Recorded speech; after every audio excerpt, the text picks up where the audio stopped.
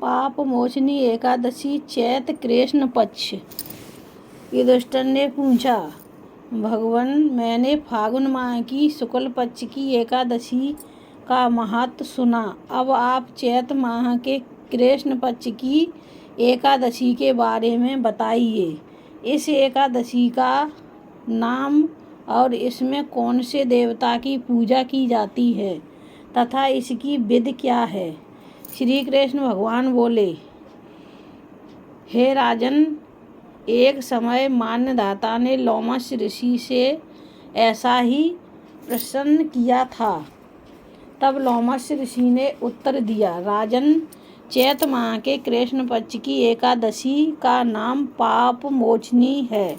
इसके व्रत के प्रभाव से मनुष्यों के अनेक पाप नष्ट हो जाते हैं।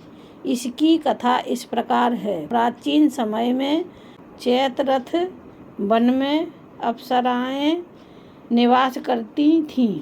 वहाँ हर समय बसंत रहता था। उस वन में एक मेधावी नामक मुनि तपस्या करते थे। वे शिव भक्त थे। एक दिन मंजुघोषा नामक एक अप्सरा उनको मोहित करने के लिए सितारा बजाकर मधुर मधुर गाना गाने लगी। उस समय शिव के कामदेव भी शिव भक्त मेधावी मुनि को जीतने के लिए तैयार हुए। कामदेव ने उस सुंदर अप्सरा के भ्रू को धनुष बनाया, कंदाच को उसकी प्रतिष्ठा डोरी बनाई, उसके नेत्रों को उसने संकेत बनाया और कुंचों को कुरी बनाया। उसने मंजुघोषा अप्सरा को सेनापति बनाया। इस तरह कामदेव अपने शत्रु भक्त को जीतने को तैयार हुआ। इस समय मेधावी मुनि भी युवा तथा हष्टपुष्ट थे। उन्होंने यज्ञोपवीत तथा दंड धारण कर रखा था। उस मुनि को देखकर मंजुघोषा ने धीरे धीरे मधुर वाणी से बीड़ा पर गाना शुरू किया। मेधावी मुनि भी मंजुघोषा के मधुर गाने पर तथा उसके सौंदर्य पर मोहित हो गए। वह अप्सरा उस मुनि को कामदेव से पीड़ित जानकर आलिंगन करने लगी। वह मुनि उसके सौंदर्य पर मोहित होकर शिव रहस्य को भूल गए और काम के वशीभूत होकर शिव रहस्य को भूल गए और काम के वशीभूत होने के कारण उन्हें दिन और रात का कुछ भी ध्यान न रहा। एक दिन मंजुघोषा बोली, हे मुनि, अब मुझे बहुत समय हो गया है, मुझे स्वर्ग जाने की आज्ञा दीजिए। मेधावी बोले, सुंदरी, तुम तो आज इस संध्या को आई हो, अभी प्रातःकाल तक ठहरो। अप्सरा बोली, हे मुनि, आपकी रात्रि तो बहुत लंबी है। अब आप सोचिए कि मुझे आपके पास आए कितना समय हो गया है। उस अप्सरा के वचनों को सुनकर मुनि को ज्ञान प्राप्त हो गया और समय का विचार करने लगे। तब रमण करने के समय का प्रमाण 27 साल 1 माह 3 दिन ज्ञात हुआ। तो वह उस अप्सरा को काल का रूप समझने लगे। वह क्रोधित हुए और तप का नाश करने वाली उस अप्सरा की तरफ देखने लगे। उनके अधर कांपने लगे और इंद्रियां व्याकुल होने लगी। तब मुनि उस अप्सरा से बोले, हे दुष्टा, मेरे तप को नष्ट करने वाली, अब तू मेरे श्राप से पिशाचिनी हो जा। तू महान पापनी और दुराचारी है, तुझे धिक्कार है।